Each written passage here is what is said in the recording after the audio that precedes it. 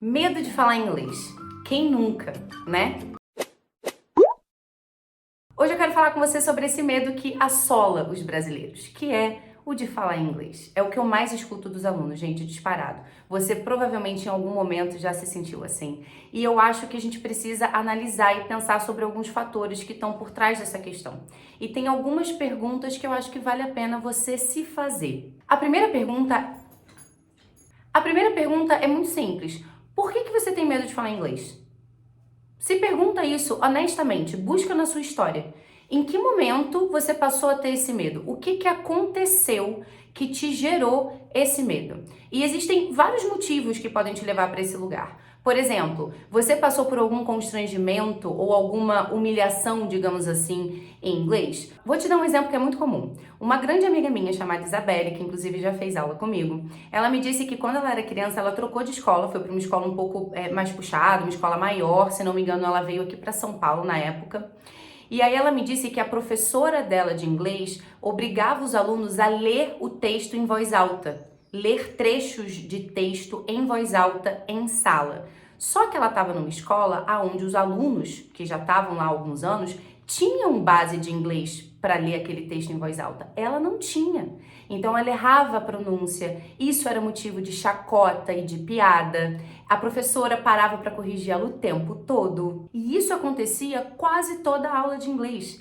E aquilo para ela, a gente pode hoje, né, do nosso lugar, da nossa casa, olhar para isso e pensar, nossa, tá, mas uma situação boba. Mas para criança, isso é uma humilhação em público. Você não tem o menor conhecimento de inglês e tem uma professora te obrigando a se expor e ler em voz alta na frente dos seus colegas que você já sabe que vão implicar com você depois, que vão usar aquilo contra você depois. Imagina passar por isso toda a aula. E isso acontece à beça. Busca aí na sua memória se não tinha nenhum professor que já fez isso.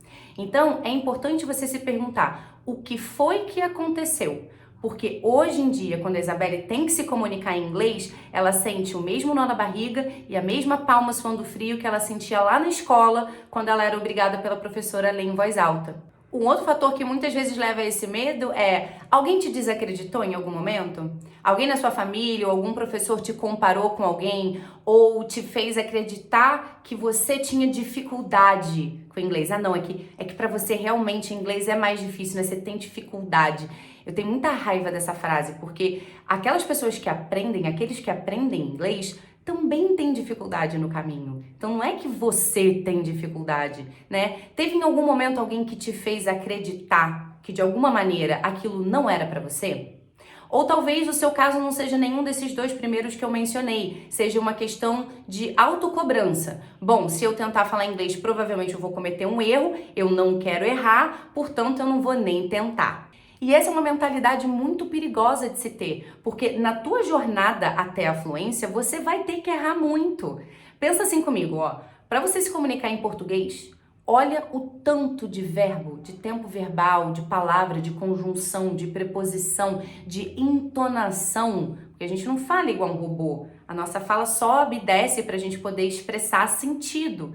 Então, querer aprender a fazer tudo isso em outro idioma não pode ser fácil, percebe? Você está se propondo a fazer algo difícil, aprender um outro idioma, principalmente se você quiser aprender até o proficiente, chegar à fluência, isso é difícil, requer muito treino, muita prática. E ao longo dessa trajetória você vai errar muito, porque é muito detalhe, são muitas coisas que a gente está tendo que coordenar ao mesmo tempo. Então você precisa ter um pouco mais de compreensão, sabe? Entender que isso faz parte de fato do processo.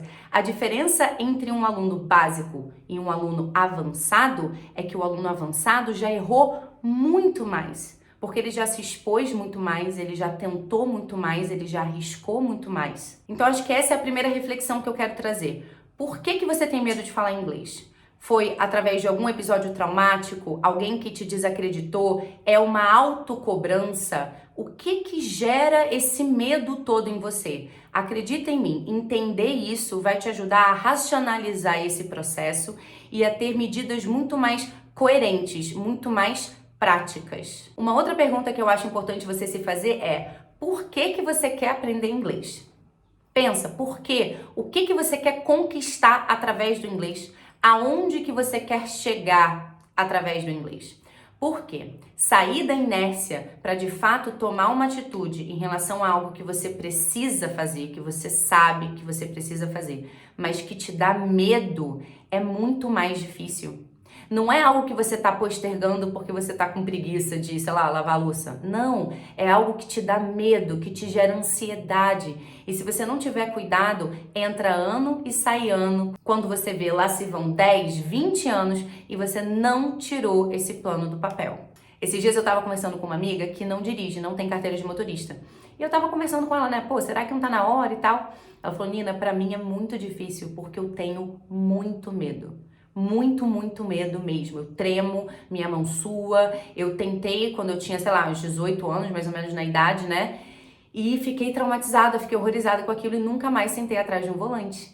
Lá se vão 16 anos, gente. E pensa aí há quanto tempo você tá pensando em estudar inglês? Há quanto tempo você se diz, cara, eu tenho que começar a estudar inglês, é importante. Por quê? Porque isso te gera medo, isso te gera ansiedade e sair desse lugar de inércia nesse contexto é muito mais difícil. Então tenha em mente o objetivo, o motivo pelo qual você precisa estudar inglês vai te ajudar nesse processo.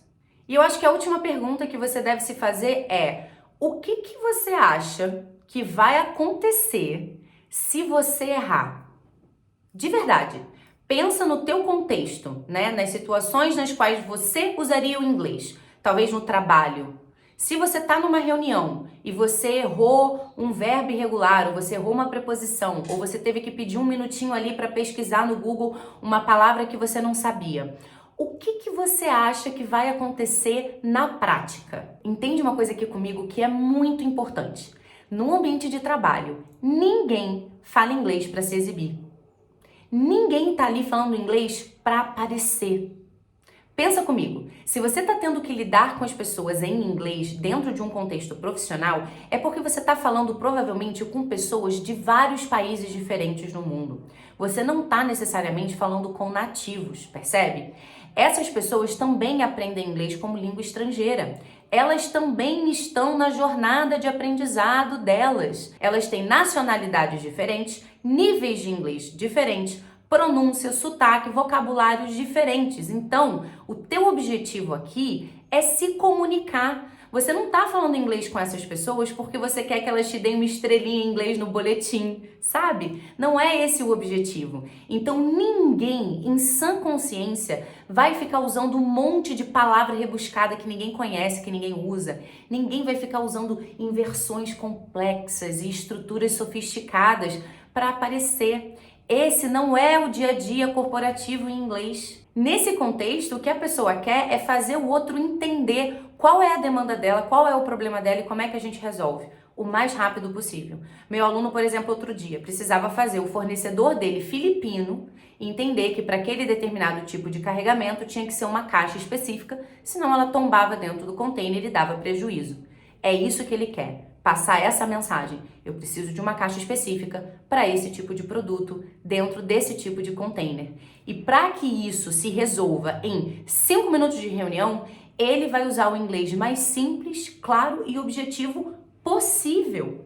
Ponto final. Ele não quer que esse fornecedor filipino dê uma nota pro inglês dele na reunião, percebe? O cara tá cheio de coisa para fazer. Ele quer resolver aquele pepino o mais rápido possível e tocar a vida dele. Então, trabalhe essa imagem na sua cabeça, porque pode ser que inconscientemente você esteja imaginando isso, assim, um bando de, sei lá, um bando de britânico de terno e gravata com uma prancheta anotando os seus erros todos para te avaliar no final. E cara, de verdade, essa ideia não podia estar mais descolada da realidade, te juro por Deus.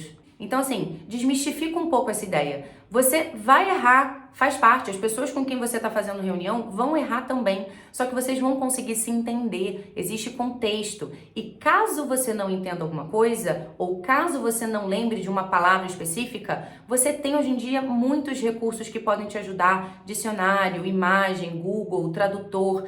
E eu tô te falando isso para tentar amenizar um pouco essa sensação de ansiedade, né? Entender que vai fazer parte do teu processo errar, as pessoas com quem você tá fazendo reunião ali também vão errar, faz parte, mas vocês vão conseguir se entender. Vou te dar um exemplo de um aluno meu. Ele foi contratado por uma empresa de importação e exportação no Rio e ele trabalha na área de logística, o mesmo do container que eu acabei de falar. No primeiro ano de empresa, ele estudou o básico do inglês, porque ele não sabia nada. E aí, quando ele chegou até mim, a gente começou a estudar o intermediário, mas já com foco em Business English, focando muito na demanda dele, na área dele, né? 7, 8 meses depois, o chefe promoveu ele. Por quê? Dentro daquela empresa, ele era quem mais entendia de logística. Ele era a pessoa ideal para lidar diretamente com os fornecedores. Então, ele errava? Sim, ele errava. Ele estava ainda no início do intermediário.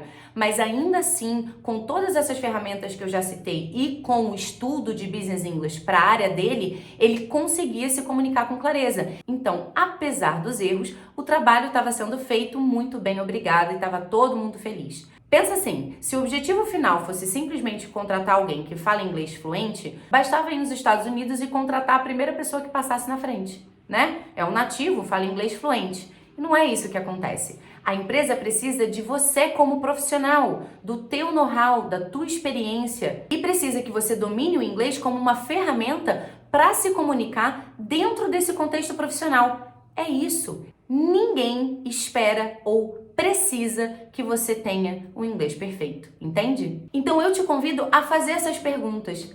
Por que você tem medo de falar inglês? O que aconteceu que te gerou esse medo? Por que você precisa aprender inglês? Aonde que você quer chegar através do inglês? Por que isso é importante para você? E por último, o que você acha que vai acontecer se você errar? Qual é esse cenário que você está se pintando? Qual é a história que você está se contando? Entende? E se você quiser ajuda nesse processo, é só entrar em contato com a gente.